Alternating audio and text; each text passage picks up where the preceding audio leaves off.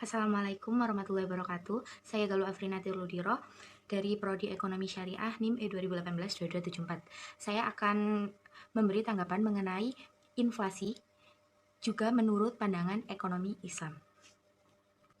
Inflasi adalah kenaikan harga barang secara umum dan terus-menerus. Kenaikan harga barang yang secara terus-menerus dapat mempengaruhi nilai mata uang.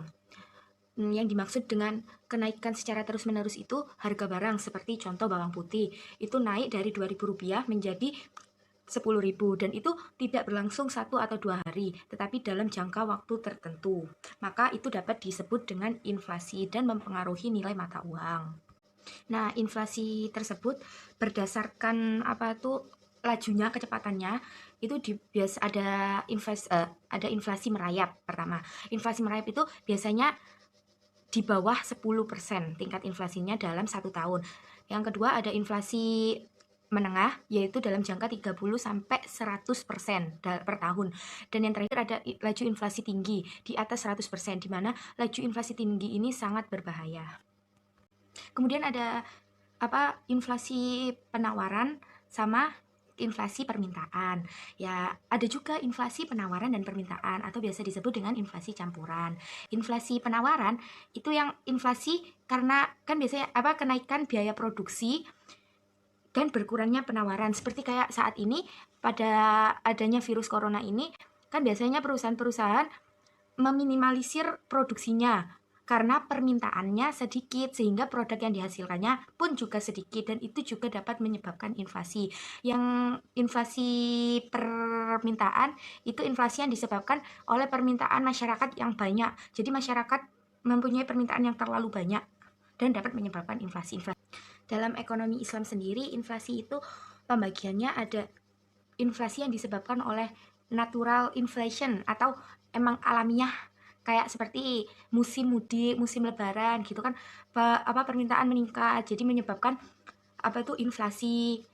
Nah, yang natural inflation biasanya itu disebabkan oleh naiknya permintaan agregat gitu. Terus yang kedua ada human error inflation, yaitu disebabkan oleh kesalahan manusia seperti disebabkan karena pejabat yang korupsi atau administrasi yang tidak tertata, pajak berlebih, sesuatu yang tidak terkendali dapat menyebabkan inflasi. Dampak inflasi sendiri itu kalau menurut pandangan perspektif ekonomi Islam itu menimbulkan gangguan pada fungsi uang, fungsi tabungan, dan fungsi pembayaran. Kemudian ada gangguan dampaknya melemahnya semangat masyarakat untuk menabung karena kan nilai mata uang jadi terganggu. Terus meningkatkan kecenderungan belanja karena nilai mata uang melemah sehingga masyarakat konsumtif untuk terus-terusan berbelanja. Kemudian yang terakhir ada mengarahkan investasi pada hal-hal yang tidak produktif seperti menimbun kekayaan, kan karena dinilai nilai mata uang sedikit jadi dia berlomba-lomba untuk menimbun kekayaan gitu. Itu dampak dari inflasi. Lalu bagaimana untuk solusi inflasi itu sendiri? Menurut ekonomi konvensional itu menggunakan 2 kebijakan. Yang pertama ada kebijakan fiskal dan kebijakan moneter. Terima kasih. Itu pendapat saya mengenai inflasi setelah mempelajari ekonomi makro Islam. Wassalamualaikum warahmatullahi wabarakatuh.